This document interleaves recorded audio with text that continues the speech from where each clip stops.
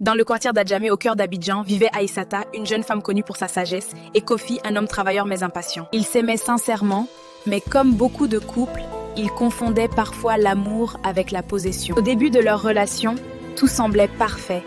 Kofi voulait protéger Aïssata à tout prix. Il l'appelait souvent, voulait savoir où elle était, avec qui elle parlait. Dans sa tête était une preuve d'amour. Aïssata, elle acceptait en silence, pensant que l'amour demandait des sacrifices. Mais avec le temps, ce silence devint lourd. Aïssata se sentait enfermée. Elle aimait Kofi, mais elle ne se reconnaissait plus. Un soir, après une dispute, elle décida de rendre visite à sa grand-mère au village. La vieille femme l'écouta attentivement, puis lui dit calmement : « Ma fille, l'amour en Afrique est comme un champ. Si tu l'arroses trop, la plante pourrit.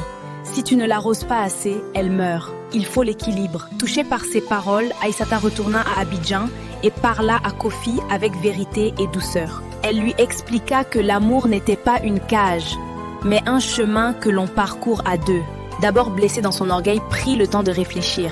Il comprit que sa peur de perdre Aïssata l'avait poussé à l'étouffer. Ils décidèrent alors de reconstruire leur relation sur la confiance, le respect et le dialogue. Leur amour devint plus calme, plus profond, moins bruyant, mais plus solide.